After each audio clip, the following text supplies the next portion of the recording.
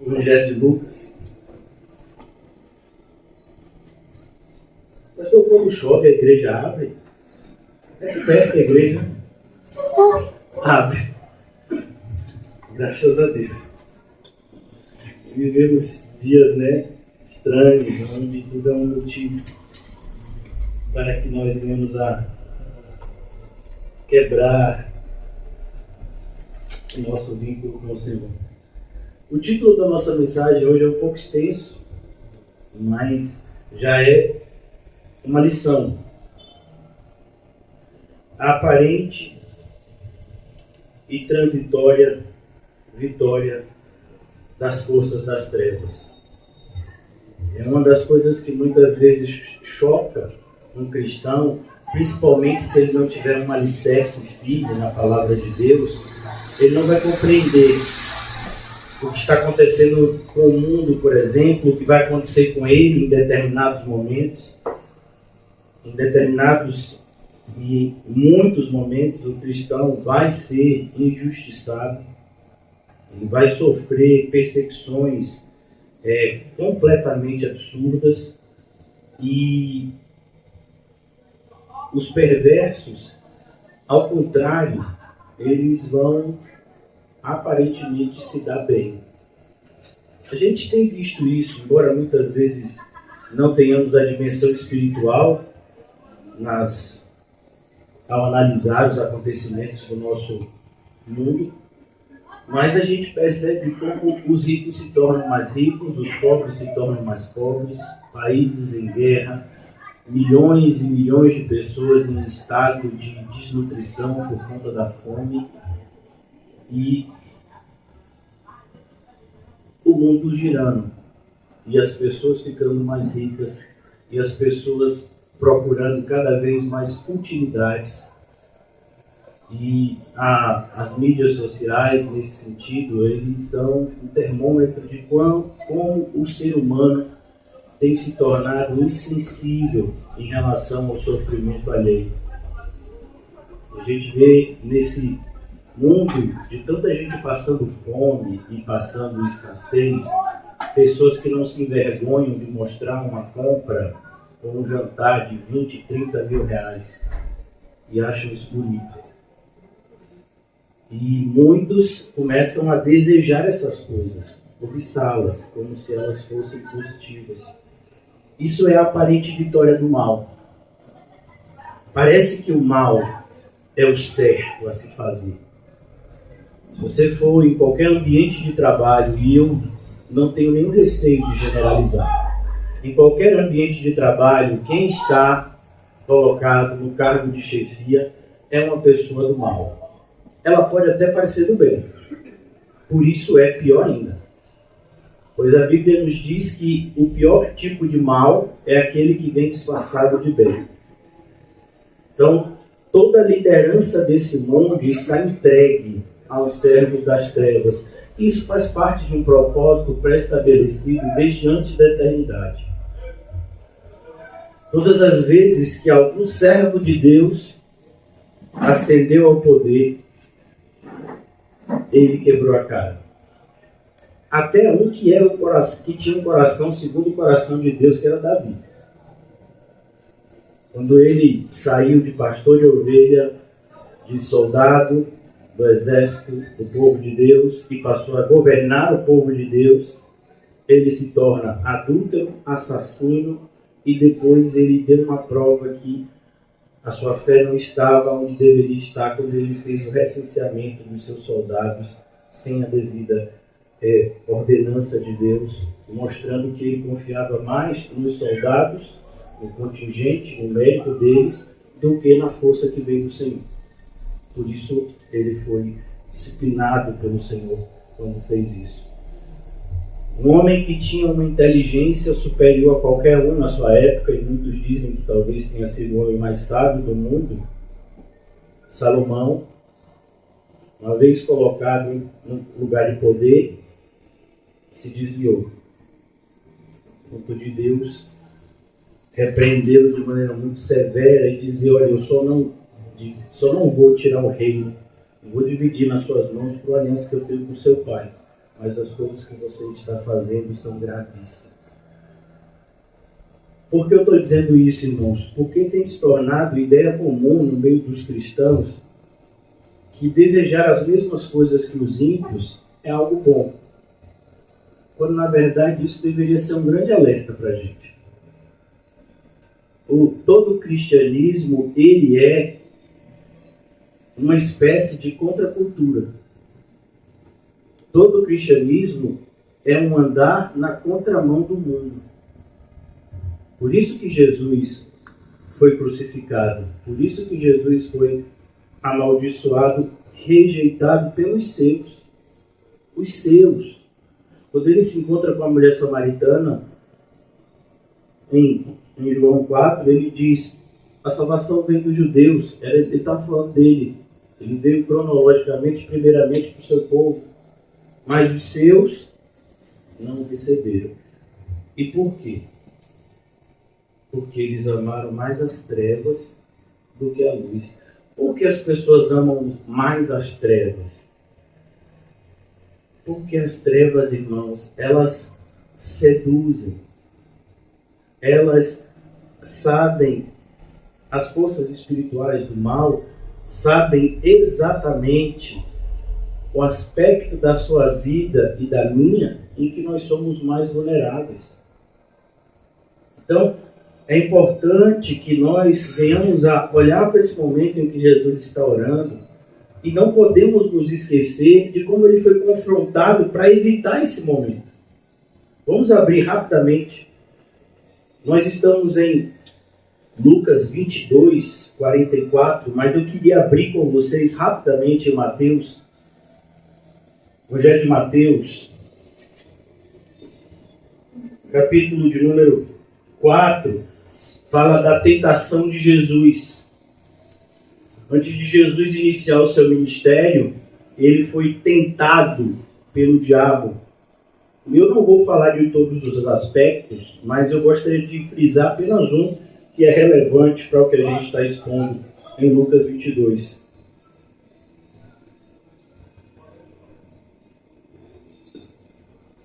Versículo 8, Mateus 4, 8. Levou ainda o diabo a um monte muito alto.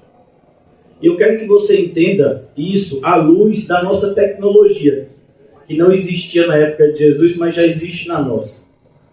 Então, hoje, se a gente... Era até uma ideia minha trazer o projetor, mas não consegui, para a gente passar um vídeo antes de iniciar o estudo. Se Deus permitir, talvez na próxima sexta faremos. Mas aqui, o inimigo das nossas almas, o próprio Satanás, ele coloca Jesus em um lugar alto e como que fosse um filme passando, ele mostra todos os reinos do mundo. Como se ele estivesse dando uma volta completa no globo, mostrando cada reino, o poder e a riqueza desses reinos. Mostrou-lhe todos os reinos do mundo. Perceba. E a glória deles. A glória é justamente a riqueza deles, o poder deles. E lhes disse: tudo isso te darei. Percebe que esse convite que muitos evangélicos têm dito sim hoje, não é Jesus que faz, é o diabo. O convite de Jesus é outro. Se alguém quer me seguir, renuncie a tudo, tome a sua cruz, e então siga-me. O convite de ter os seus sonhos satisfeitos, quem faz é o diabo. E muitos têm dito sim, glória a Deus, aleluia. Mais de 90% da igreja evangélica moderna é esse convite que eles aceitaram, para sentarem nas cadeiras. Você vai vir para a igreja e sua saúde vai melhorar. Você vai vir para a igreja, sua família vai melhorar. Você vai vir para a igreja, seu salário vai melhorar, sua vida financeira vai melhorar. Se você vier para a igreja, tudo vai dar certo na sua vida e você vai ter uma vida de sonhos e deleites. Essa é a proposta da maior parte das igrejas evangélicas, pelo menos as que estão cheias hoje. Diferente da nossa, que não tem esse atrativo e por isso diminui a quantidade de pessoas a cada dia. E aqui então, ele diz, no versículo 9, tudo isso te darei. Você já se imaginou recebendo essa proposta? Porque eu quero te dizer que muitos que estão aqui já receberam e já aceitaram. Já aceitaram. Satanás não vem. Jesus sabe que é Satanás porque Jesus tem um discernimento espiritual que eu e você, na maioria das vezes, não temos. Satanás, para oferecer isso para você, não vai vir como Satanás. Ele vem como alguém que tem um caminho maravilhoso para te mostrar. Olha, eu vou lhe dizer uma coisa.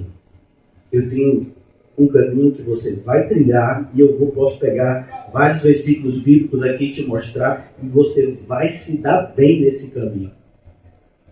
Siga a minha orientação. E ele vai fazer isso disfarçado de anjo de luz, disfarçado de um falso profeta, que parece mais ministro da justiça do que os próprios verdadeiros profetas, como a Bíblia nos alerta. Tudo isso te darei, se prostrado me adorares. E o que significa se prostrar e adorar Satanás? Irmãos, isso não tem nada a ver com aderir a um culto satânico. A proposta de Satanás aqui, na verdade, é somente pedir para você deixar de adorar a Deus. Se você deixar, se você colocar o Senhor em segundo plano, você já está adorando a Satanás. Você não precisa montar um altar para Satanás. Você não precisa montar um altar para um falso Deus. Você não precisa se dar o trabalho de adorar a um falso Deus. Não, é somente você deixar de adorar ao único e verdadeiro Deus que você já está prostrado diante de Satanás. É por isso que a Bíblia deixa de maneira clara que a covardia impede as pessoas de entrar no reino dos céus. Que tipo de covardia é essa aqui? Eu não estou adorando a Deus como deveria, mas também eu não adoro o diabo. Adoro. E como a gente já falou aqui há algum tempo atrás, não existe neutralidade na batalha da fé e no caminho da fé. Por isso, tantos têm adorado a Satanás, de que forma? Sendo inimigos da cruz de Cristo, como nós falamos aqui recentemente. Os inimigos da cruz de Cristo, eles adoram a Deus ou a Satanás? A Satanás. Mas se você perguntar a eles se eles adoram a Deus ou a Satanás, eles dizem que adoram a Deus. Tanto que Paulo não fala, eles são inimigos de Cristo. Eles não são, eles estão dentro da igreja. Eles são inimigos da cruz de Cristo. Por que o apóstolo Paulo fala no texto que a gente fez menção no último estudo? Porque o apóstolo Paulo fala que aquilo que para eles é honra é uma vergonha, porque é isso aqui. Eles se gloriam em dizer, eu cheguei na igreja com a mão na frente e outra atrás, e hoje eu tenho muito dinheiro. Isso é glória? Para quem? Para Deus que não é. As pessoas, elas se orgulham em dizer os acréscimos que supostamente Deus deu a elas. Quando na verdade o que demonstra se somos de Cristo é a nossa renúncia. Não é o que Ele acrescenta, mas é o que a gente renuncia. Que diz, que fica como marca verdadeira. Tudo isso te darei se prostrado me adorares. Então Jesus lhe ordenou. Olha que coisa. Jesus lhe ordenou. Mateus 4,10. Retira-te, Satanás. Muitos diriam que, onde é que eu assino? Quando é que vai chegar a bênção? Retira-te, Satanás, porque está escrito, ao Senhor teu Deus adorarás, e só a Ele darás culto. Você sabe o que significa dar culto? Prestar serviço. Eu só vou prestar serviço a Deus. Eu não vou servir mais aos meus próprios interesses, eu não sirvo aos interesses do mundo, eu sirvo aos interesses de Deus. Versículo 11. Por isso deixou o diabo, e eis que vieram os anjos e o serviram. Deixou o diabo, e em outro evangelho, diz, até momento oportuno. Porque Satanás não deixa de tentar Jesus, de provar Jesus. Ele vai fazer isso pela boca de Pedro. Ele vai fazer isso agora, como nós estamos estudando, entrando em Judas e fazendo com que Judas seguisse o seu coração enganoso e acordasse com a liderança judaica de entregar Jesus para ser preso e morto. Agora Lucas 22. Eu só quis começar com os irmãos a partir dessa passagem para nos mostrar como nós nos enganamos em tantas escolhas diárias que achamos que estamos agradando a Deus e na verdade não estamos. Estamos nos afastando dele. Vimos, eu vou fazer uma leitura mais rápida a partir do versículo 39, só para que haja uma conexão com o que a gente vai falar a partir de agora, perdão. E saindo foi, como de costume, para o Monte das Oliveiras, e os seus discípulos o acompanharam. Vocês sabem que aqui só tem 11 dos discípulos, porque Judas estava junto com a turba que logo chegaria para prender Jesus. Chegando ao lugar escolhido, Jesus lhes disse: orai para que não entreis em tentação. Vocês também sabem que Jesus não disse isso para os 11, ele disse isso para 3. Lucas ele não apresenta alguns detalhes que a gente tem acesso por meio dos outros evangelhos. Chega ao grupo de 11 e então ele chama Pedro, Tiago e João para ficarem mais perto dele, nesse momento de angústia. Ele, por sua vez, se afastou a cerca de um tiro de pedra e de joelhos orava, dizendo: Pai, se queres, passa de mim este cálice, contudo não se faça a minha vontade, e sim a tua. Falamos já sobre isso na segunda, como aqui também nós vemos os dois aspectos da natureza de Cristo, a natureza humana e a natureza divina. E vemos como, mesmo com a natureza humana, Jesus Cristo nos aponta de que fazer a vontade de Deus é infinitamente melhor. Versículo 43. Então lhe apareceu um anjo do céu que o confortava. Só quem traz esse adendo é Lucas. Os outros evangelistas não falam. Mas olha que coisa interessante. Mesmo sendo confortado por um anjo de Deus, Jesus vai suar gotas de sangue de angústia. Perceba, irmãos, que o tamanho do cálice, a dor do cálice que Jesus beberia era algo que nenhum homem conseguiria suportar. Nem todos os homens juntos, tomando cada um uma gota desse cálice, suportariam. Por isso que Jesus teve que vir do jeito que ele veio, viver do jeito que ele viveu e morrer do jeito que ele morreu. Para que eu e você pudéssemos ser salvos. Antes da gente se aprofundar aqui, eu queria só lembrar a vocês uma das passagens que todo evangélico precisa saber. Não somente saber no sentido intelectual, mas precisa se apropriar espiritualmente dessa passagem no seu dia a dia. Romanos 3, 23.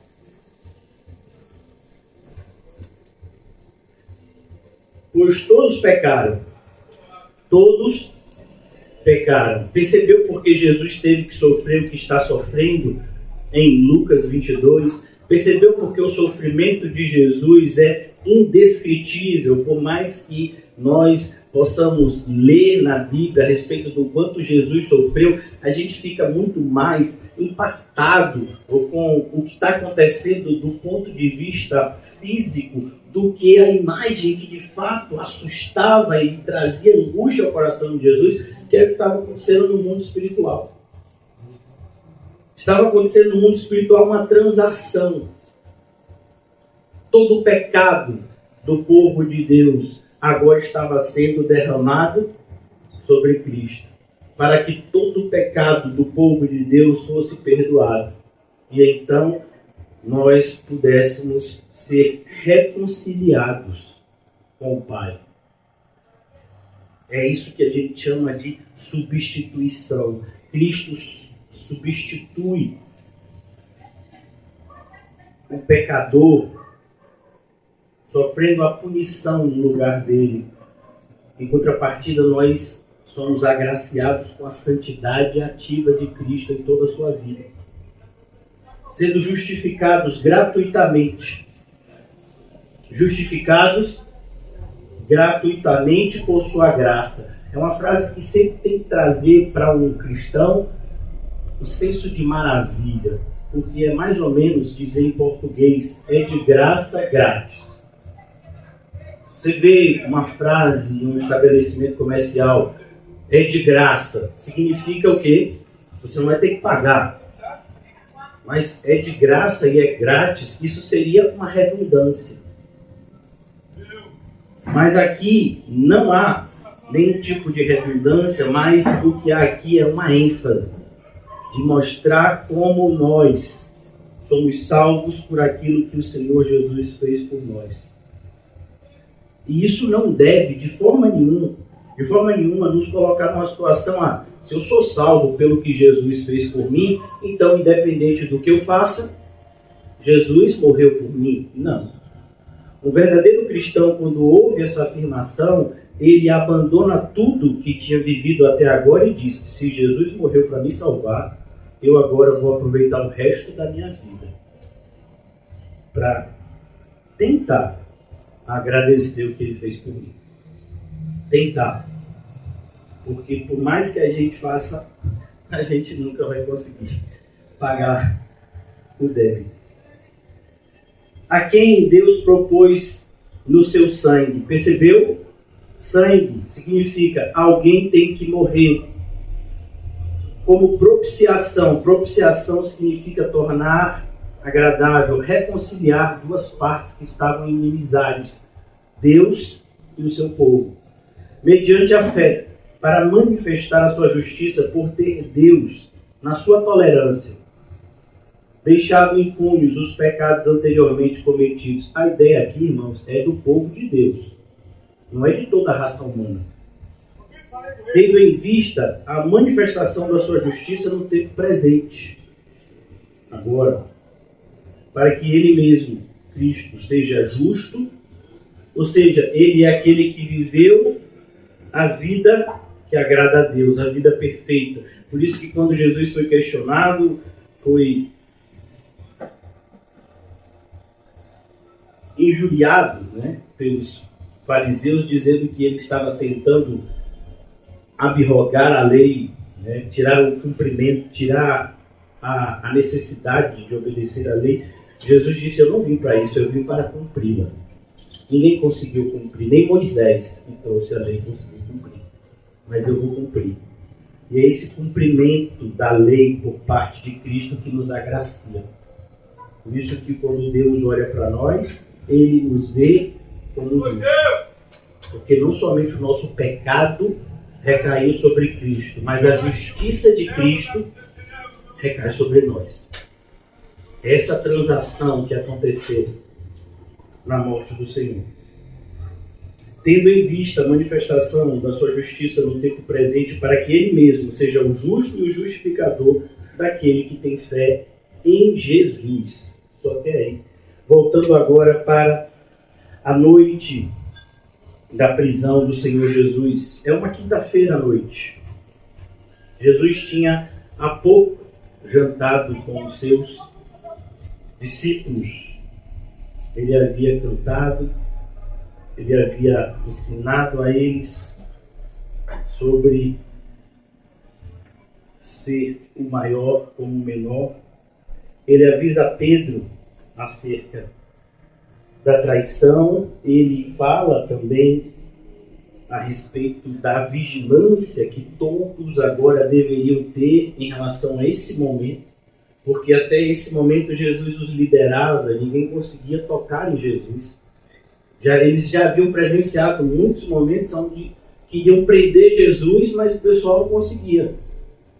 Um pouco antes da prisão de Jesus, o Sinédrio manda o chefe da guarda prender Jesus. Ele vai até a porta, bate na casa onde Jesus estava. Jesus olha e diz: não é minha hora ainda. E ele volta. E o pessoal do Sinédrio diz: vem cá, cadê ele, Jesus? Ninguém falou como ele falou, não consegui prender ele não. Tentaram matar Jesus na sua cidade, na cidade onde ele foi criado, a cidade de Nazaré, quando ele faz a primeira exposição numa sinagoga, tentaram lançar ele do templo e tentaram também apedrejá-lo quando ele pregou no templo de Jerusalém. Capítulo 8 do Evangelho de João mostra quando Jesus diz: antes que Abraão existisse, eu sou. Os judeus começaram então a pegar em pedras numa tentativa de matar ele, matar a Cristo apedrejado, mas Jesus passa por eles e vai embora.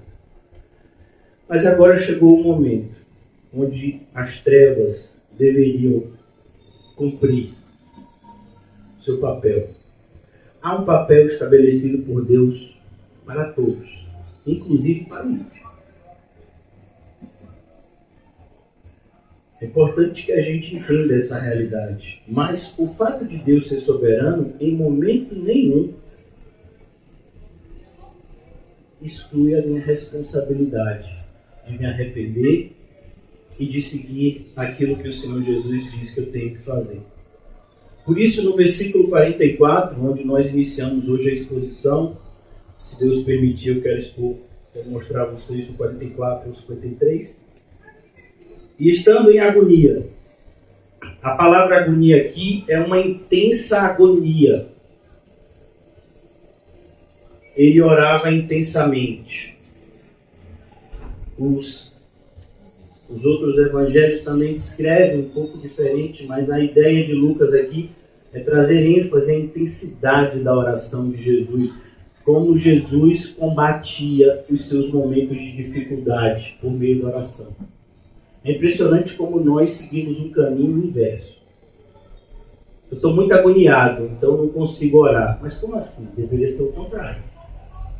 Você está muito agoniado, se você está muito assustado, se você está muito ansioso em relação a alguma coisa, é aí que você devia orar.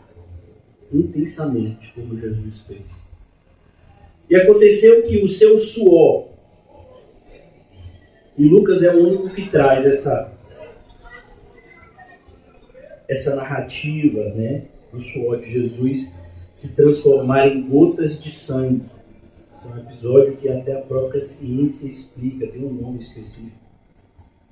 E aconteceu que o seu suor se tornou como gotas de sangue caindo sobre a terra. Tamanho era a angústia de Jesus.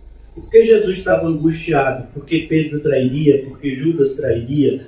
Porque ele iria ser torturado? Não, Jesus não está angustiado por nenhuma dessas coisas. Ainda que essas coisas pudessem de alguma forma afetar a pessoa, o homem Jesus, mas Jesus está aqui nessa agonia, como eu expliquei a vocês, porque de uma única vez ele beberia todo o cálice da ira de Deus. Todo o cálice da ira de Deus, de uma única vez, recaiu sobre Cristo. E a ideia dos evangelhos é mostrar a extensão e o peso do pecado. Esse sofrimento que Cristo está sofrendo é por causa do meu e do seu pecado.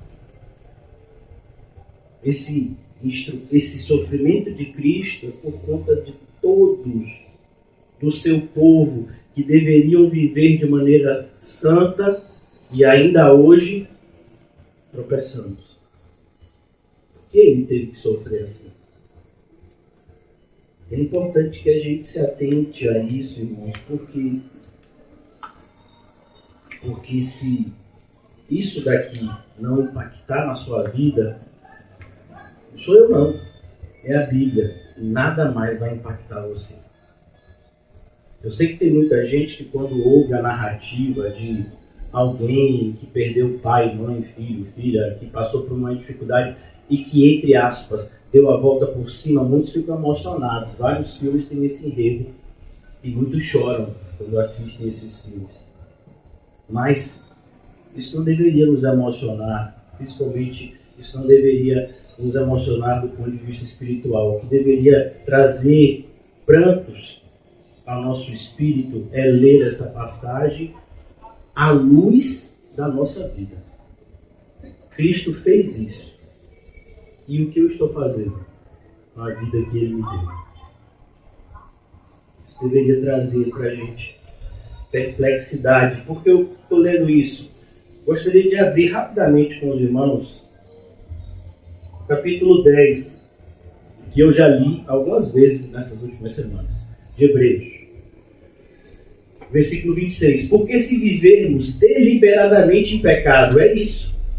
Uma pessoa que ouviu uma pregação sobre a morte substitutiva de Cristo, sobre a ira de Deus sendo derramada em Cristo, para que o pecador arrependido fosse salvo. Uma pessoa que ouve essa pregação, como a que Pedro pregou lá no dia em que foi derramado o Espírito Santo sobre a igreja de Pentecostes. As pessoas ouviam e diziam: nosso coração está quebrado, está moído. O que eu devo fazer? Arrependam-se, sejam batizados e receberão o dom de Deus, que é o Espírito Santo. Por quê? Porque se você ouve uma mensagem dessa, Jesus morreu por você, aquele que não tinha pecado, foi amaldiçoado a morrer em uma cruz para que eu e você pudéssemos ser salvos. Você ouve isso, mas isso não muda a sua obstinação em relação a viver uma vida desviada dos propósitos de Deus. Depois de ter recebido o pleno conhecimento da verdade, irmãos, não é um conhecimento aprofundado das Sagradas Escrituras, mas é o conhecimento do Evangelho. Já não resta sacrifício pelos pecados, então já não resta. O que você vai fazer? Se o sangue de Cristo, que purifica o pecador, para você isso não te emociona mais, para você isso não te motiva mais, não tem mais onde tirar motivação. Olhe como essas falsas igrejas, elas estão em estado de condenação a ser absurdo.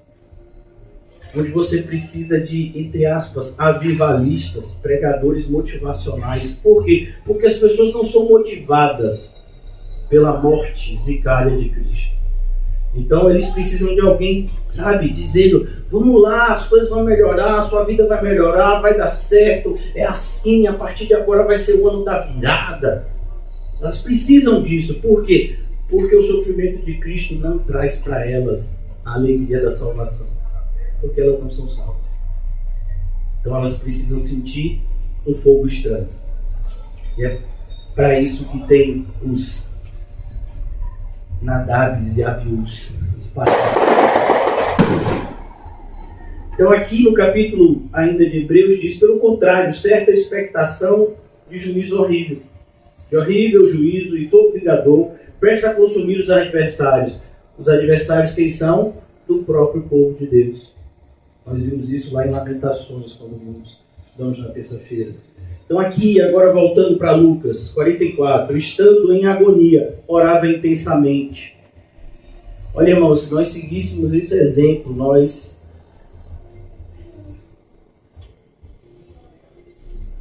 sofreríamos tão menos com as nossas escolhas ruins. Orava intensamente, e aconteceu que o seu suor se tornou como gotas de sangue caindo sobre a terra. Essa é a agonia de Jesus pelos seus. Por isso que nos é dito no Evangelho de João que, tendo amado os seus, os amou até o fim. Por isso que em João ele diz: eu sou o bom pastor, eu dou a vida pelas minhas ovelhas. Aqui ele está cumprindo esse pacto, entregando seu sangue para que as suas ovelhas fossem salvas. Mas as ovelhas de Jesus têm um sinal. Um sinal que faz delas diferente de qualquer outro povo que age nessa terra. As minhas ovelhas, elas ouvem a minha voz e me seguem. Elas não seguirão o estranho. Por isso que em Mateus 24, Jesus diz que os falsos profetas, eles fariam tão grande número de sinais e prodígios que, se possível, enganariam os próprios eleitos. Percebeu? Os eleitos, não podem ser enganados, porque eles são ovelhas de Cristo. E como ovelhas de Cristo, eles ouvem a sua voz e seguem. E se o estranho chamar, eles não vão. É por isso que é tão preocupante o estado da igreja. Porque os mercenários chamam e as multidões seguem. Isso é um alerta, que essas pessoas não são ovelhas. Por mais que algumas pessoas, do ponto de vista emocional, tenham dificuldade de perceber isso. Mas essa é a verdade. Estando em agonia, eu quero que você pense um pouco. Qual foi o momento mais difícil da sua vida até hoje? Qual foi? Eu sei qual foi o meu. Qual foi o momento mais difícil da sua vida até hoje? E eu quero que você pense o momento mais difícil da sua vida até hoje, desde quando você se converteu. Cristo não te abandonou. Você sabe disso.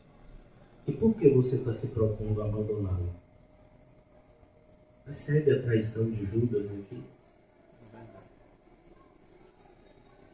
Jesus Cristo sofreu sozinho, para que eu e você não precisássemos sofrer sozinho. Ele disse: eu estarei com vocês até a consumação dos séculos. Como se não fosse suficiente a companhia dele, que já é mais que o suficiente, o Pai nos assiste. Porque agora nós não somos mais inimigos do Pai, mas somos filhos do Pai. Como se não bastasse o amor e cuidado do Pai, o amor e zelo do nosso bom pastor, Deus Filho, Ele nos deu do seu próprio Espírito, Deus Espírito Santo, para habitar em nós, para que a gente não sofresse sozinho. Mas Ele teve que sofrer sozinho. E a gente passa por passagens como essa de uma forma tão sensível.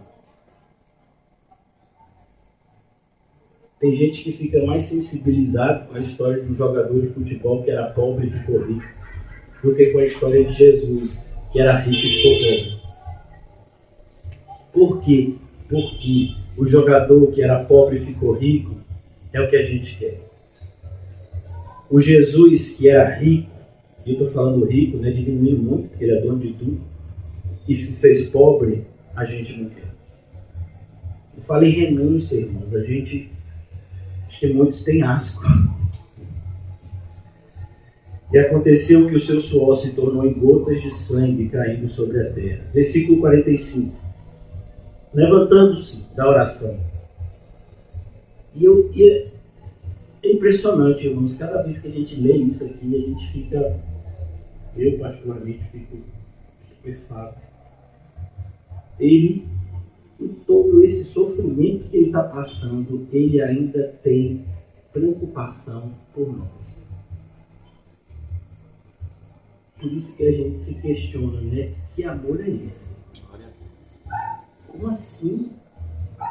Todo mundo vai trair. O Senhor está segurando sozinho o pecado de todo mundo. E o Senhor ainda tem tempo de se preocupar com a gente. E você encontra hoje na igreja pessoas que se acham melhores do que Jesus. Levantando-se da oração, foi ter com os seus discípulos e os achou dormindo. Lucas, ele dá uma aliviada para o nosso lado. Nenhum dos outros evangelistas fala que eles estavam dormindo por tristeza, só Lucas. Lucas dá uma aliviada. Por quê? Porque, de fato, esse é um momento único daqueles três, Pedro, Tiago e João, com Jesus. Eles nunca tinham visto Jesus desse jeito. Eles viam Jesus orando. Eles viram Jesus andando sobre as águas, fazendo inúmeros milagres. Eles chegaram a ver Jesus transfigurado. Quando subiu ao monte, Jesus foi transfigurado. Eles viram isso. Do seu lado Moisés, do outro Elias. Eles viram, mas eles nunca viram Jesus angustiado. Essa é uma dificuldade que muitos crentes têm. Por isso que eles não querem os sofrimentos que a Bíblia fala que são bênção para a nossa vida. Levantando da oração, foi ter com seus discípulos e os achou dormindo de tristeza. Porque eles viram, se ele está tão triste em oração, eu vou orar para ficar triste também. Porque nós somos pessoas, irmãos, como o mundo tem nos influenciado. Pessoas pragmáticas. O que é alguém pragmático? É alguém que só se preocupa com o resultado. Então, assim, você pode fazer tudo de ruim, mas se o resultado foi positivo, então deu certo. Você pode fazer as piores escolhas, mas se no final aconteceu o que você queria, você vê aquilo como positivo. Então, o pragmatismo é essa filosofia secular que diz que que os fins justificam os meios. Então, se eu atinjo o meu objetivo, não importa quem eu pise, não importa que princípio eu quebre, não importa que regra bíblica eu quebre, mas eu atingi o meu objetivo. É isso que a gente vê na igreja. Por exemplo, qual é o objetivo da maior parte das igrejas que são plantadas hoje? Não só no Brasil, no mundo inteiro. Qual é? Aumentar. Tanto que hoje em dia um dos maiores temas nas igrejas evangélicas é crescimento espiritual. E não é crescimento espiritual do ponto de vista positivo, que seria o crescimento espiritual interno, mas é crescimento no sentido quantitativo. Então, se a igreja não está crescendo, o que foi acontecer? Precisa traçar uma meta. Tem que ser 10 pessoas por mês sendo acrescentadas à igreja. O grande motivador dos falsos crentes para evangelizar é esse. Aumentar o número. Por quê? Porque se aumentar o número, a gente consegue fazer mais. Mas desde quando a preocupação de Jesus foi quantidade? Se a preocupação de Jesus fosse quantidade, a pregação dele seria outra. A vida dele seria outra e a sua morte também. Jesus está em busca dos verdadeiros adoradores. Ele está em busca da árvore que dá fruto. Ele não está querendo lugares ocupados. Muito pelo contrário, há um alerta. Toda árvore que meu pai não plantou será arrancada. Há um alerta. Jesus fala da parábola que diz, olhe, porque essa figueira está ocupando inutilmente lugar aqui na terra, se ela não dá o fruto. Aí o vinicultor diz, não, vamos lá, eu vou cuidar por mais um ano. Se daqui a um ano não der, aí pronto, aí pronto. Mas a ideia, muitas vezes, que cresce no coração de nós todos aqui, é uma ideia quantitativa. Já vi muitos irmãos, quando a igreja chegou a ter os bancos todos ocupados, um sorriso, uma alegria. Pastor, você não está alegre com isso? Não. Por que eu vou ficar alegre? Não, pastor, vai crescer, vai para um lugar maior. E um êxtase, normalmente essas pessoas que têm esse tipo de êxtase não ficam muito tempo. Porque aquele que entra na igreja pela emoção, ele sai quando a emoção passa. Eu entrei na igreja porque eu estava muito triste com um relacionamento que acabou. Mas agora eu já tenho outro relacionamento, então não preciso mais da igreja. Eu entrei na igreja porque eu estava muito, precisando de pessoas que me compreendessem, porque no mundo ninguém dava valor para mim, só na igreja para me suportar. Mas agora já tem outras pessoas lá me suportando, então eu não preciso mais da igreja. É assim que acontece, muitas vezes. Por isso, irmãos, é preciso que a gente entenda o lugar da tristeza no nosso coração. A tristeza serve para nos mostrar, a tristeza no coração do cristão não deve ser um motivador de sono, mas deve nos despertar, como as virgens nécias, a entender que a nossa casa não é aqui. Que a festa ainda não começou. A festa só vai começar quando chegar o noivo. até o noivo chegar, eu tenho que estar vigilante. Por quê? Porque ele pode passar e se eu não estiver preparado, eu não vou entrar. Por isso, tantas pessoas têm retrocedido na fé cristã, porque elas não encontram mais motivação. E aí eu tenho que dizer para vocês, o meu papel não é motivá-los. O meu papel é, eu vou ter que falar até biblicamente, porque não que se eu fosse falar não fosse biblicamente, mas eu prefiro falar de acordo com as palavras da Bíblia, porque tem acontecido de algumas pessoas deturparem o que eu falo, então eu quero ser o mais literal, biblicamente falando, possível. Até que para mim isso também é muito maravilhoso, né? Falar de acordo com a palavra dos oráculos de Deus. O apóstolo Paulo, quando escreve a Timóteo, e ele narra essa realidade que a gente está vivendo, ele diz aqui, no capítulo 4 de 2 de Timóteo, logo no início: conjuro-te. É algo que transforma esse alerta em algo solene. Ele diz: eu chamo você à presença de Deus para dizer o que eu vou dizer. Perante Deus e Cristo Jesus, 2 Timóteo 4, que há de julgar vivos e mortos. Percebe como Paulo começa? Ele aponta logo para o juízo. Timóteo, nunca esqueça que a multidão que você está pregando ou apacentando, Timóteo era o pastor de uma igreja grande, que era a igreja de Éfeso, a maior igreja da Ásia, e ele aqui, nunca perca a visão de que você não tem que agradar as pessoas, você tem que ajudá-las a não ir para o inferno. Como o próprio Paulo escreveu aos Coríntios: eu faço de tudo para com todos, para, se possível, salvar alguns. Julgar vivos e mortos pela manifestação e pelo seu reino. Prega a palavra. Qual é o meu papel? Prega a palavra. Não é motivar vocês trazendo coisas extra-bíblicas. Quanto e quanto hoje está dentro dos sermões evangélicos não são bíblicos. São filosofias seculares, filosofias mundanas, que são ensinadas no púlpito. Por quê? Porque as pessoas acham que aquilo dá certo. Quer ver uma das coisas mais diabólicas que a gente ouve assim na igreja e nem percebe? Uma expressãozinha chamada autoestima.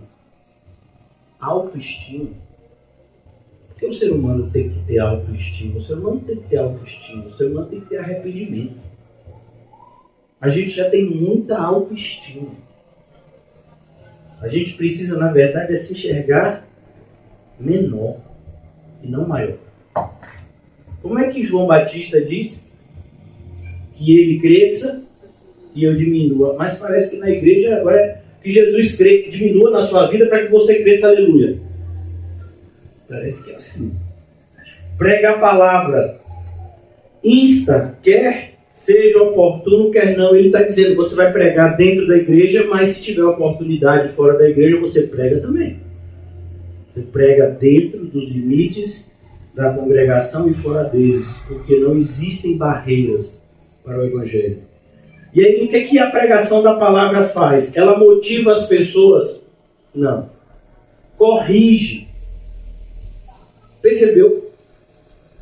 Quem aqui não precisa de correção? Eu sou o que mais precisa. Eu preciso muito. Todo dia. Corrige. Repreende. E a palavra repreensão aqui dá uma ênfase dura. Repreender alguém, muitas vezes, vai envergonhá-lo. Repreende. Exorta com toda longanimidade e doutrina. Quando você for exortar, e a palavra exortar significa aconselhar, é diferente da palavra repreensão. Exorta com toda longanimidade e doutrina. E por que isso? Pois haverá tempo, é o nosso, em que não suportarão a sã doutrina. E qual é a raiz de toda a sã doutrina? Cristo e este crucificado. Ninguém pode colocar um outro fundamento, senão esse. E ele diz: pois haverá tempo em que não suportarão a sã doutrina, pelo contrário, cercar-se-ão. Olha que coisa maligna. Quem é que fica ao derredor? O diabo. Pois é, as pessoas vão se cercar de servos do diabo. Em vez delas buscarem a Deus, elas cercar-se-ão. Elas vão fazer isso para elas mesmas. É o processo que a gente chama de autossabotagem.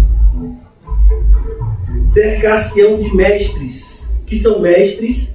Pessoas que dizem estar aptas para ensinar, segundo as suas próprias cobiças. Em algumas traduções, concupiscências. Então, eu cobiço uma coisa. Eu preciso de alguém que me incentive a atingir os meus objetivos. Hoje a gente está vivendo na era dos coaches.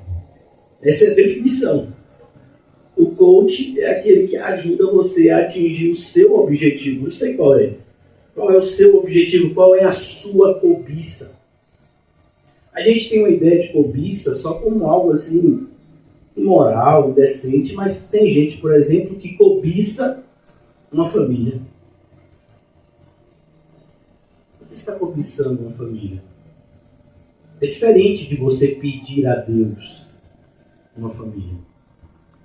Cobiçar é outra coisa. Cobiçar é quando você quer do seu jeito. Pedir a Deus significa, Senhor, eu tenho essa vontade. Se for do teu agrado, que seja assim. Se não for, que seja feita a tua vontade, não a minha. Olha a diferença de oração para cobiça. Por isso que a oração, como Paulo fala em Filipenses 4, ela dá paz. Enquanto que a cobiça nunca vai dar paz. Porque a cobiça sempre trará mais cobiça.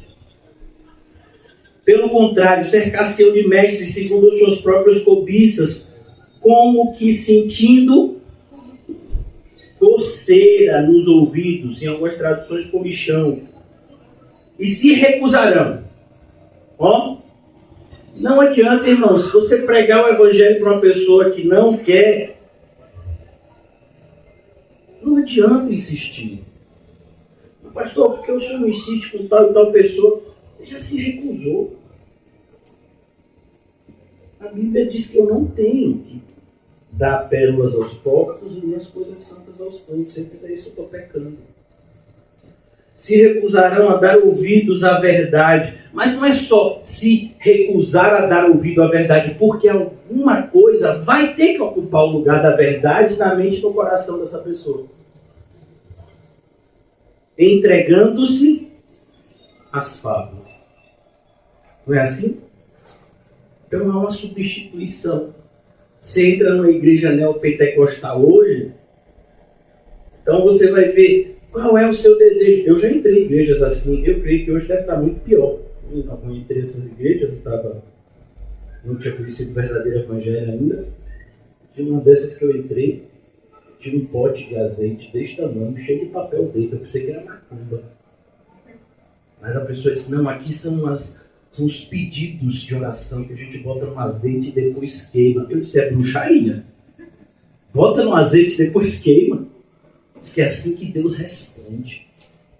Eu pensei que Deus ouvia no quarto em secreto. E respondia em secreto. No coração do verdadeiro cristão. Mas esse é o mundo que a gente vive, que as pessoas se sensibilizam mais por isso. Elas se sensibilizam mais se eu chegasse para vocês e dissesse, olha irmãos, semana que vem eu mandei encomendar 100 toalhas como essa. Toda vez que você passar por um momento de dificuldade, se enxugue com essa toalha, você vai sentir alívio emocional, espiritual e físico. Até que enfim esse pastor se converteu. Estava orando por essas toalhas. Porque a gente gosta disso. Né? A gente gosta de ter alguma coisa. Eu, quando eu era católico, eu tinha o meu... Qual é o nome daquilo? Crucifixo, né? Tipo um pingente, né? Em forma de cruz. O negócio estava difícil, eu dava umas... Como é? Escapular também tinha isso daí. Tudo que eu ouvia dizer que dava certo, eu comprava. Dá uma esfregadinha assim, Senhor, é agora. Vou me ajudar, é agora. Né? Porque a gente quer alguma coisa material para pegar. É como os evangélicos pegam a Bíblia assim, né? Sem ler. Só pegar a Bíblia. Tinha que pegar a Bíblia. Sai, demônio! É capaz do endemoniado pegar a Bíblia e ler para você. Atos 19. E o endemoniado bateu em 7. Isso é um endemoniado lendo para o crente, viu? Misericórdia, corre. Você não leu? O endemoniado lê para você. Levantando-se, versículo 45 da oração, foi ter com os discípulos e os achou dormindo de tristeza. Se Jesus viesse ter conosco, e eu quero dizer que Ele está tendo, Ele nos acha como hoje, como estamos hoje, dormindo, acordados, chegando com a turba como Judas, ou estamos com Jesus e vamos fugir daqui a pouco. Não, vou fugir não, pastor. Fica para baixo. Fica, Pedro. Você fica enquanto você está com a espada na mão. Quando Jesus mandar você largar a espada, olha, você abre o gás. Eu até escrevi algo aqui, irmãos, para a gente refletir um pouco. É mais fácil contender por Cristo do que suportar dificuldades por amor a Ele. Por isso que a gente vê tanta gente discutindo bobagens. É Yeshua o nome? Será que a Bíblia... Que Bíblia é que eu devo ler? A dos católicos ou a dos protestantes? Será que os livros apócrifos, eles também têm que ser absorvidos? É tanta discussão inútil. E isso é, na verdade, uma tentativa de ocupar a mente para que a gente não se preocupe com o que deveria. Que é, eu estou renunciando a tudo. Eu estou segurando a minha cruz? Eu estou seguindo os passos de Jesus? Ou eu fico debatendo, perdoe a palavra? Eu ia dizer uma palavra, mas não vou. Ou eu fico debatendo coisas inúteis? Por isso que eu não... Olha, irmãos, o meu conselho para vocês é o que eu sigo, né? E eu aprendi isso na Bíblia.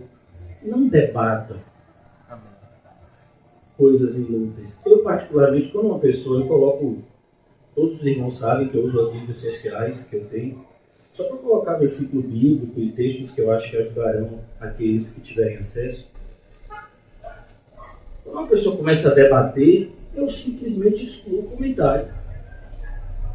Não vou debater com uma pessoa, mas eu tenho mais o que fazer.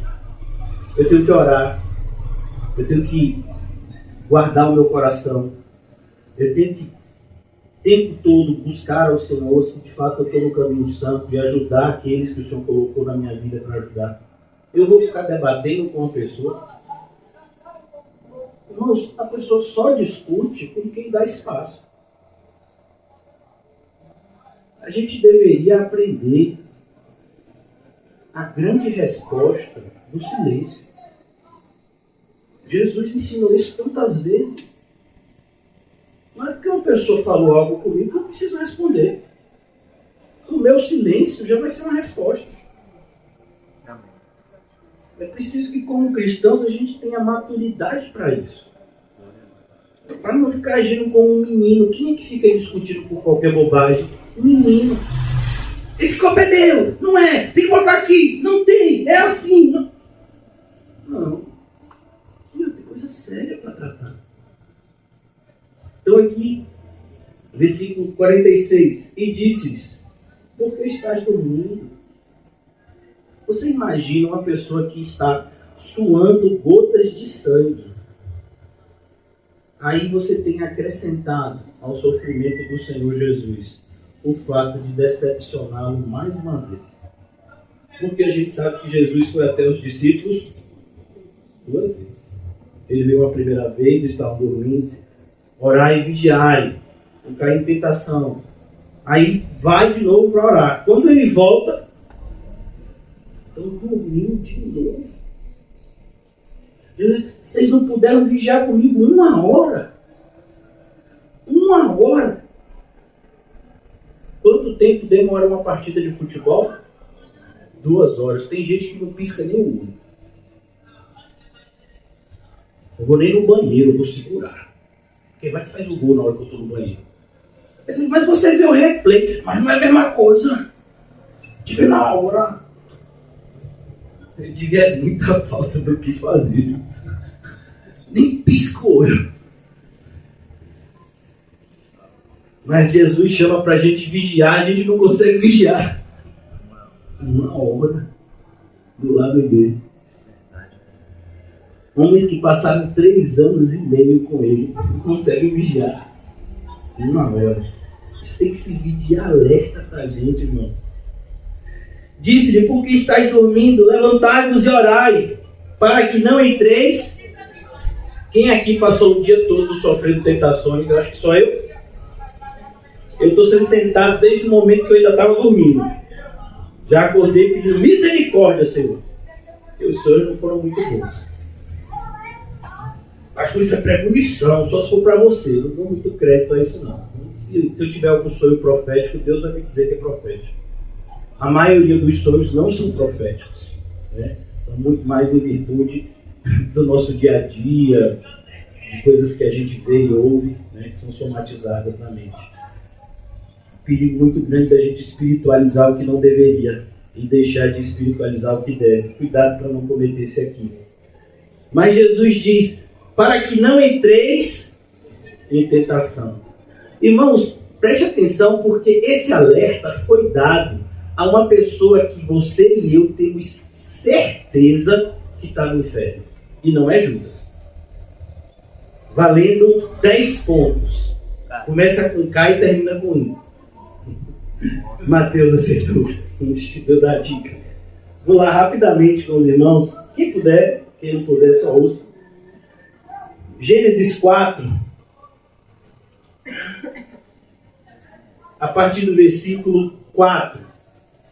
Abel, por sua vez, trouxe das primícias do seu rebanho e da gordura deste. Agradou-se o Senhor de Abel e de sua oferta. Eu estou aqui diante de vários Abéis, aleluia.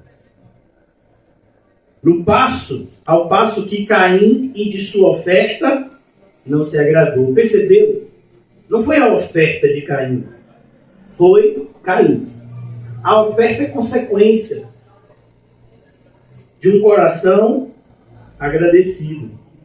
Irou-se, pois, sobremaneira. A ideia é, Caim se irou muito. E descaiu-lhe o semblante. Descaiu o semblante. Parece que, sabe quando a pessoa escolhe mão? Ou está querendo botar o, né? Querendo dar susto em alguém? Isso é descair o semblante. Ele ficou irado. Ele não estava muito feliz com a situação. E por que ele queria agradar a Deus? Não, porque ele estava com inveja do irmão. Ele não queria agradar a Deus. Então ele disse ao Senhor, por que andas irado? E por que descaiu o teu semblante? Se procederes bem, não é certo que serás aceito? Irmãos, essa é uma mensagem para a gente. A minha vida está tão... Eu estou tão insatisfeito com a minha vida, irmão. Olha, Jesus não tem compromisso de fazer da sua vida e da minha vida um conto de fadas. Mas uma pessoa que tem em Cristo o seu tudo, nunca vai viver triste. Cristo nos satisfaz quando Ele está no lugar certo na nossa vida. Se procederes bem, não é certo que serás aceito. Se todavia procederes mal, olha o alerta, eis que o pecado jaz à porta. O mesmo alerta que Jesus deu aos discípulos. O seu desejo será contra ti, mas a ti cumpre dominá-lo. É isso que Jesus está dizendo aqui em Mateus 24, 46. Para que não entreis em tentação. O pecado está na sua porta, pedindo para entrar. Não deixe. Como é que a gente faz? A gente ora e vigia. E se deixar de orar e vigiar, o pecado vai entrar e você nem vai perceber.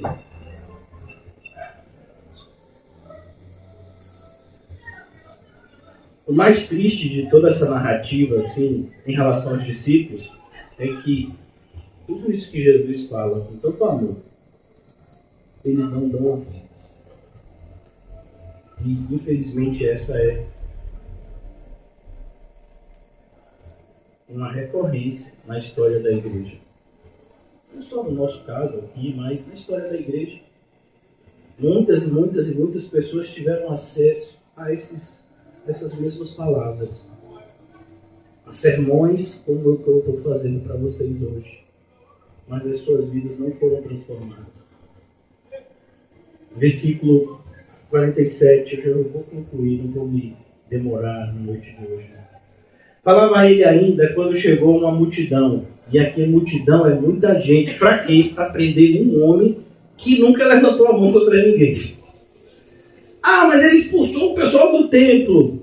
A gente já falou isso aqui algumas dezenas de vezes, mas eu repito mais uma vez. Ele expulsou os cambistas, ele não bateu nos cambistas. Ah, mas ele fez um chicote. O chicote foi para espantar os animais que estavam lá dentro indevidamente. Jesus nunca bateu em ninguém. Muito pelo contrário. Falava ele ainda, quando chegou uma multidão e um dos 12. E aqui dói, não dói, irmãos? Um dos 12. E quando você vê na história da igreja, as pessoas que mais causaram dano à igreja saíram de dentro dela. Você pode estudar. Eu aconselho, inclusive, que você estude a história da igreja. No meu caso, assim, é algo apaixonante. Eu amo estudar a história da igreja. Pela providência de Deus, a gente tem acesso a alguns conteúdos.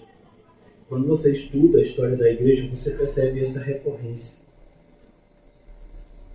Pessoas de dentro da própria igreja fazendo mal aos verdadeiros cristãos. Delatando eles, muitas vezes espionando para que eles pudessem ser entregues e torturados e mortos.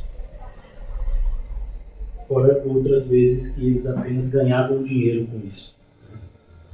Falava ele ainda quando chegou uma multidão e um dos 12, o chamado Judas. Irmãos, Judas já tinha sido advertido por Jesus no mínimo 3 vezes. Desde João 6, Judas é advertido: um de vós é o diabo. Jesus fala: vai ter um de vocês que vai me entregar.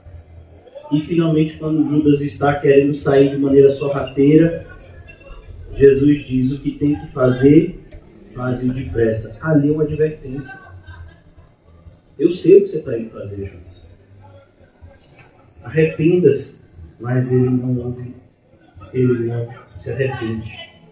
Assim é o caso de muitos e muitos na igreja. Não somente na igreja hoje, dos nossos dias, como também na história do povo de Deus no Antigo Testamento. As pessoas, elas não se arrependem, elas são exortadas, elas até choram algumas vezes. Elas demonstram algum tipo de emoção, mas a vida continua ladeira abaixo, indo para o inferno. Por que isso, irmãos? Porque não é fácil lidar com o pecado. Jesus não exagera. Jesus, ele sempre tem uma palavra cirúrgica. Por isso que em Hebreus diz que a palavra de Deus, ela é a única coisa capaz de entrar tão profundo na nossa alma a ponto de revelar pensamentos e intenções do nosso coração que a gente nem sabe que são maus.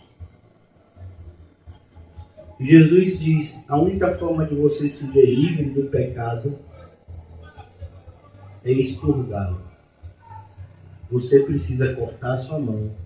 Você precisa decepar o seu pé. Você precisa tirar a sua vida aquilo que está dando causa ao pecado. Você tem que fazer isso. Por isso que tantos não fazem. Como o caso do jovem rico. O que foi o cortar a mão do jovem rico? Pega tudo que tem, vende, dá aos pobres, mas aquilo o jovem rico ouviu como: eu tenho que cortar minha mão? E agora? Como é que eu vou ficar sem mão? Eu vou cortar meu pé, e agora? Como é que eu vou ficar sem pé? E agora? Como é que eu vou ficar sem dinheiro? Ele não fez isso. Muito pelo contrário, ele foi embora triste. Então é isso que a gente tem visto ainda nos nossos dias. Como a gente vê na história, as pessoas são exortadas, elas são avisadas das consequências do não arrependimento, mas ainda assim elas não se arrependem. Nós estamos estudando aqui na terça-feira o livro de Lamentações. O livro de Lamentações narra um tempo de grande sofrimento no meio do povo de Deus, que teve décadas para se arrepender. Desde Isaías até Jeremias, um chamado ao arrependimento para aquele mesmo povo, mas eles não deram crédito à pregação do Senhor. Por isso que Isaías fala sobre isso no sentido cristológico. Quem deu crédito à pregação de Cristo? E essa tem validade na igreja hoje. Quem dá crédito a uma pregação cristocêntrica em uma igreja evangélica nos nossos dias? Quem dá crédito? Quem dá crédito? As pessoas preferem usar igreja como palanque eleitoral do que como veículo de evangelismo, para que as pessoas possam ir para o céu. Então aqui o nome de Judas aparece, mas o nome de Judas aparece, irmãos, com um grande alerta, porque Judas não é o único a dar as costas a Deus. Saul fez a mesma coisa. Caim fez a mesma coisa. E tantos outros no Antigo Testamento. Nós temos histórias e mais histórias, narrativas e mais narrativas de pessoas que se aproximavam de Deus, mas que depois davam as costas para Ele e sofreram graves consequências.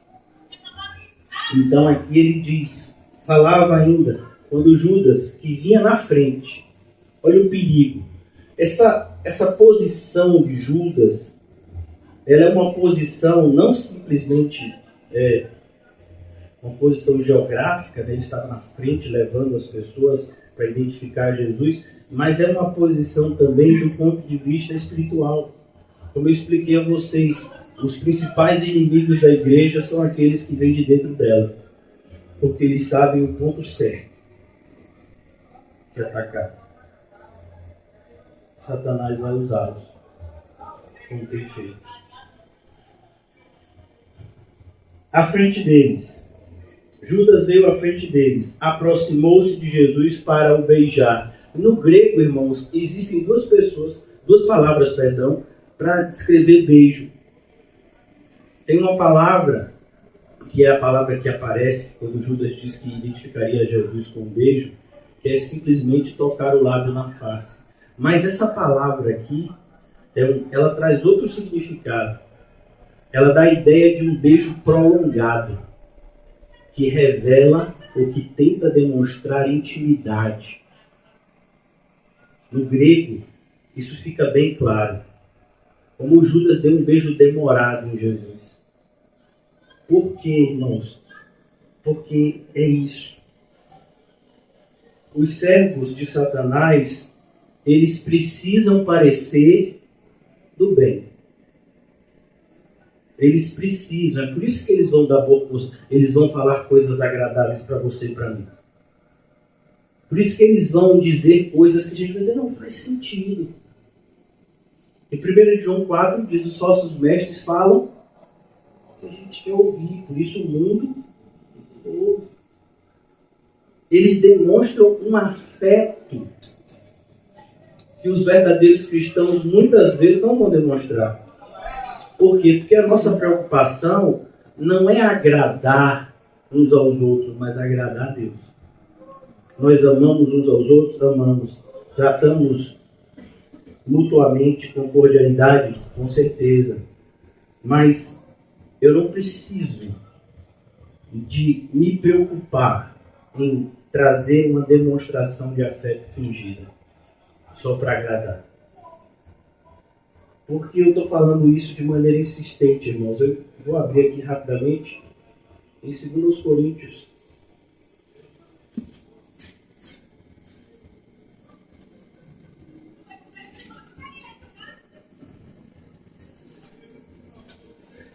Segundo aos Coríntios, capítulo 11.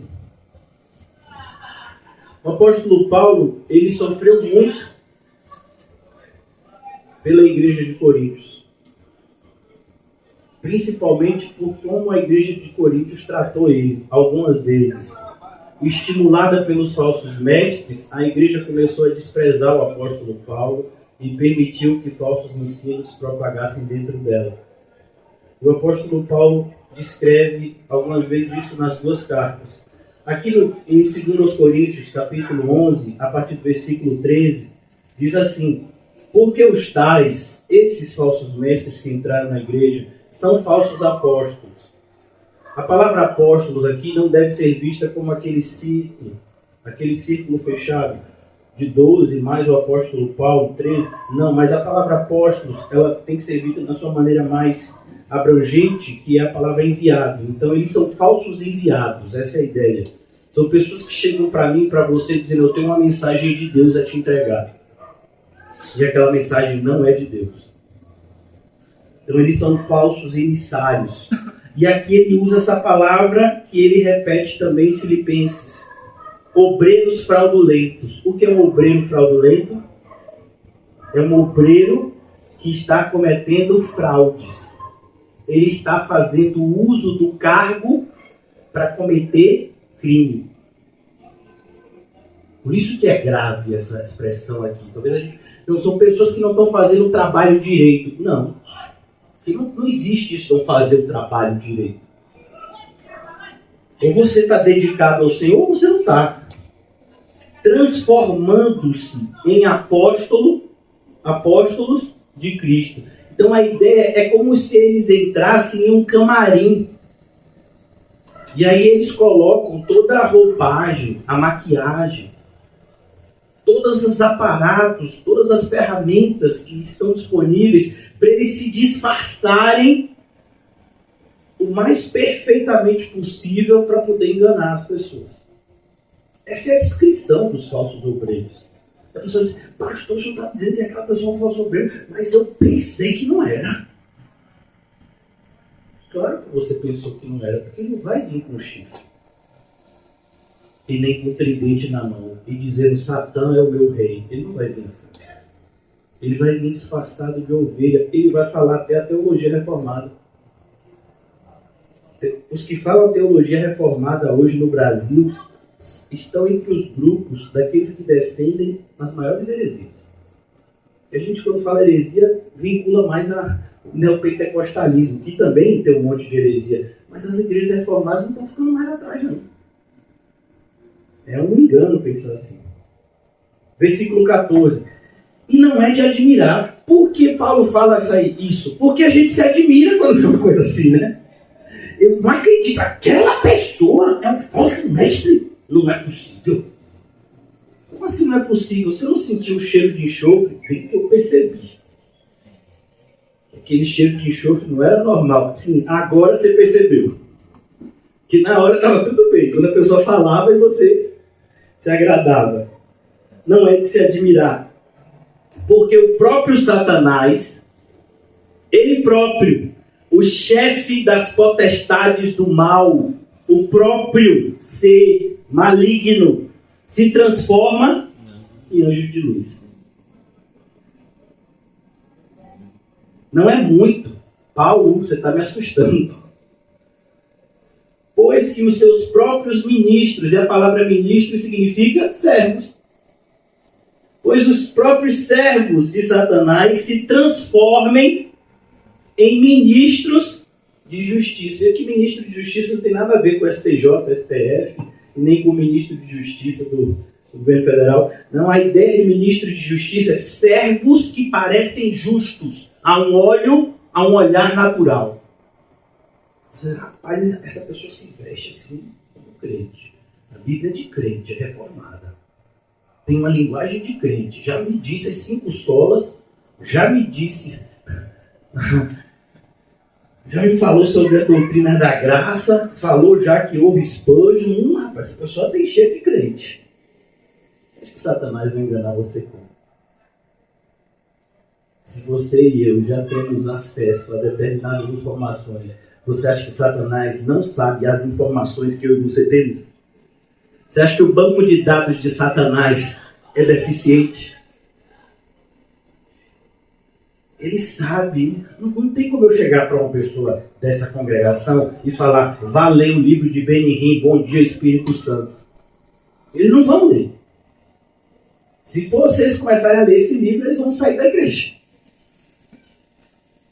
Mas eu tenho como estimular essas pessoas a seguirem falsos mestres reformados que têm aparência de piedade, mas negam pela vida que vivem. E muitos têm seguido esses maus exemplos. Não é muito, pois que os seus próprios ministros se transformem em ministros de justiça. A gente não tem noção da profundidade disso. E o fim deles será conforme as suas obras. Paulo fala isso em Filipenses. A gente falou, inimigos da cruz de Cristo, é isso aqui. Então, quando a gente é levado por meras doutrinas soltas, sem um padrão, sem um seguir a Jesus de perto, a gente vai ser enganado, irmão. É Jesus que é o alvo. Por isso que os falsos mestres têm tido êxito na nossa geração. Por quê? Porque Jesus tem sido negligenciado, esquecido, colocado de lado. Ninguém quer um Cristo sofredor. A gente prefere uma igreja vitoriosa sem Cristo. Mas como assim uma igreja vitoriosa sem Cristo? A igreja de Laodiceia era assim. As pessoas da nossa geração querem a igreja de Laodiceia e fogem da igreja de Esmirna. Voltando agora para concluir. Não vou falar até onde eu desejava por conta do horário, mas eu quero apenas concluir o pensamento em relação à traição de Judas. Jesus, porém, lhes disse: Judas, com um beijo, trai o Filho do Homem. Ó. É com um beijo, Judas. Misericórdia. Olha que coisa assustadora, irmãos. Por quê? Porque Judas poderia simplesmente apontar para Jesus. É aquele dali, ó. A roupa dele daquela cor ali, ó. Mas é a ousadia que o demônio coloca no coração de determinados falsos crentes, de que eles podem fazer o que quiser, que não vão colher as consequências. Até dar um beijo no Filho de Deus para traí-lo, e você não tem medo disso. Jesus não teve medo, por exemplo, de ele podia morrer ali. Imagine, Uzá tocou na arca e morreu. Não foi assim? Quem é mais poderoso, a arca da aliança ou Jesus? Quem representa mais a presença de Deus, a arca da aliança ou Jesus? Pois é. E Judas deu um beijo. Uzá só tocou com a mão e morreu. Olha o perigo da gente ir se entregando a uma falta de reverência até chegar ao ponto da loucura. Com um beijo, traz o Filho do Homem.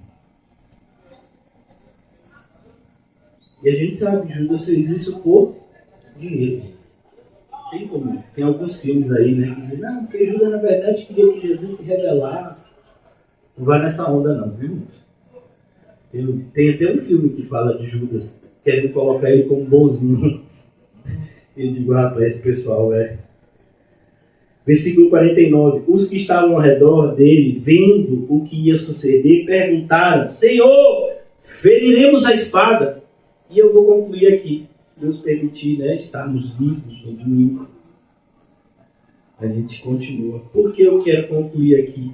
Porque eu quero fechar com a frasezinha que eu alertei a vocês, que é muito mais fácil contender por causa de Cristo do que suportar dificuldades, afrontas, humilhações e morte por verdadeiramente amar a Cristo. Isso é fácil, irmãos.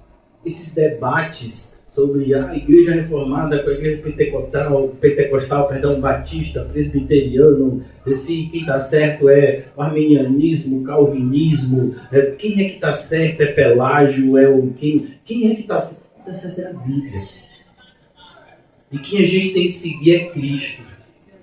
Calvino não morreu por mim. Lutero não morreu por mim.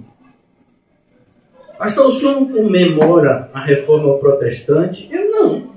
A igreja nunca morreu para ela ter que ressurgir. Ah, não, mas passou 1000 anos de escuridão. E você acha que nesses 1000 anos não tinha crente, não? O próprio Lutero disse, eu não fiz nada. Foi a palavra de Deus que fez tudo. 100 anos antes de Lutero, veio um sacerdote chamado John Huss e foi queimado na fogueira por pregar a verdade. Mas a gente gosta de bandeiras. Olha aí a Copa do Mundo para me dizer. Eu sou reformado. Não, eu sou pentecostal. Do fogo.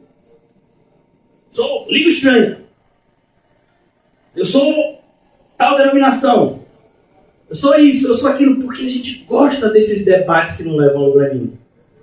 Mas renunciar por amor a Cristo, não, aí dá trabalho. Eu gosto mais de estudar para debater. Mas estudar para viver, aí não é muito da minha praia não, porque dá muito trabalho. É muita dificuldade. Por isso, irmãos, é esse alerta que fica na noite de hoje. Parece que as forças das trevas estão vencendo. Parece. Hoje, mais uma vez, eu me vi, como tantas vezes, envolto dentro do Salmo 73. Parece que são os ímpios que estão dando as cartas. Não são. Não são. Mas a vida deles é tão boa. Depende do que você considera a vida boa. Mas eles têm acesso a tantas facilidades. Depende do que você considera facilidade. Eles só digitam um número e sai uma quantidade enorme de dinheiro. Eles podem comprar o que quer. Eles podem comprar uma audiência com Deus. E Deus não pode comprar o que quer. Eles podem comprar o perdão de Deus. Eles podem comprar o amor de Cristo. Como assim eles podem comprar o que quiser? Eles podem comprar uma verdadeira amizade? Não, isso só acontece na igreja.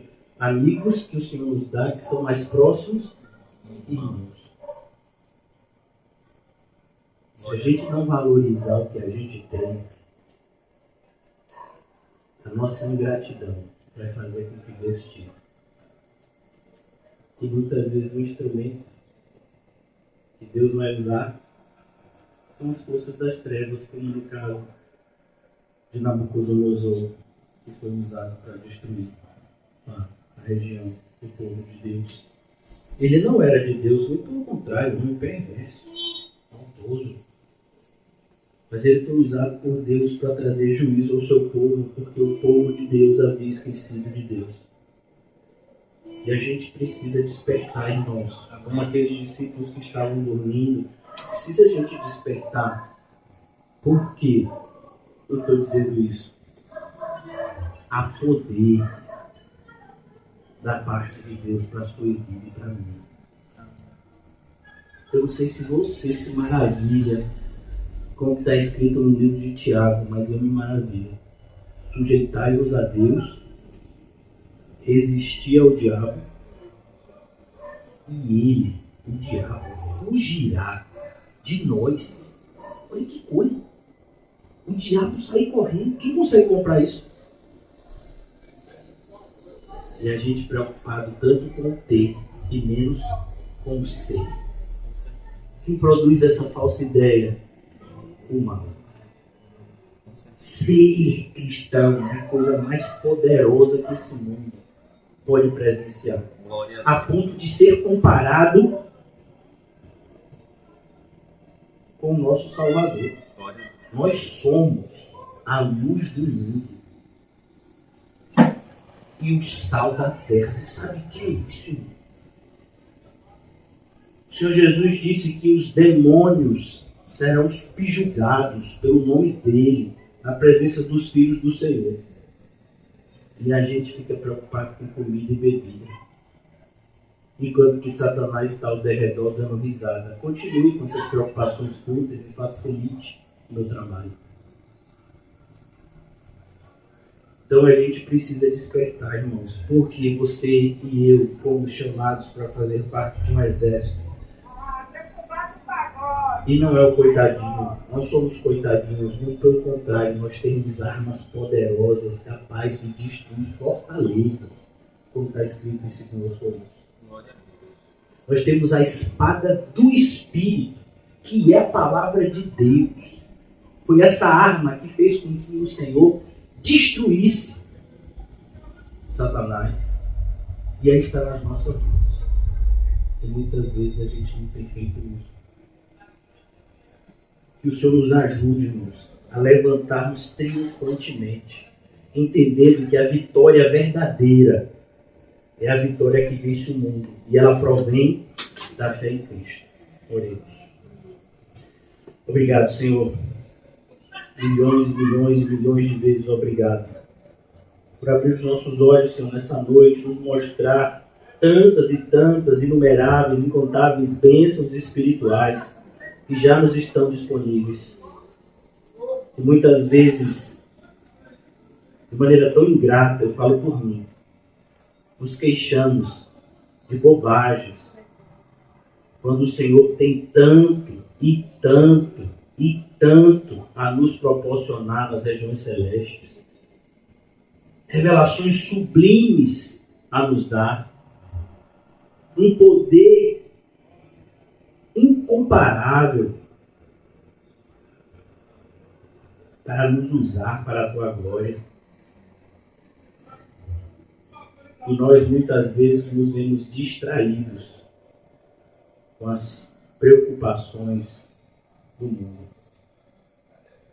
Ó Deus, que não seja assim o fim da nossa história. Que não sejamos contados como as virgens nécias, mas como as prudentes.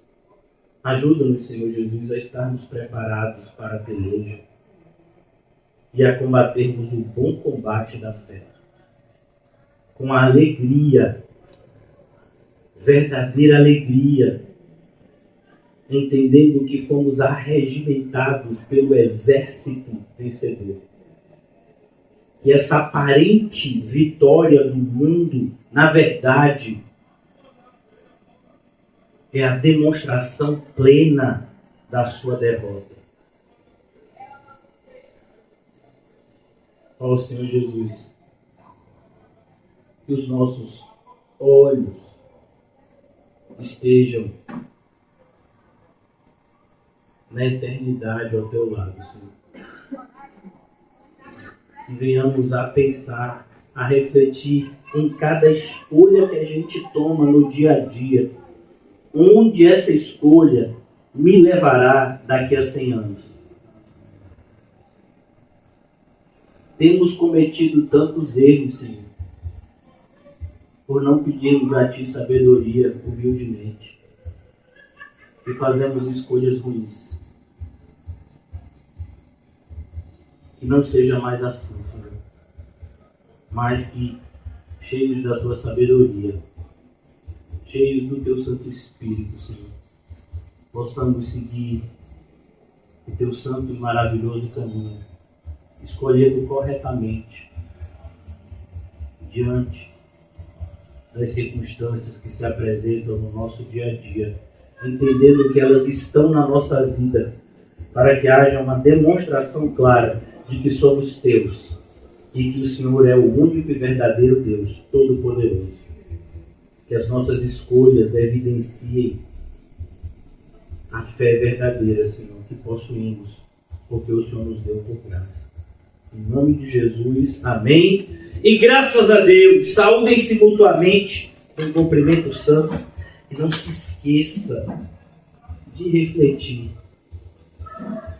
o que Deus tem para nós é infinitamente melhor do que o mundo nos oferece. Amém.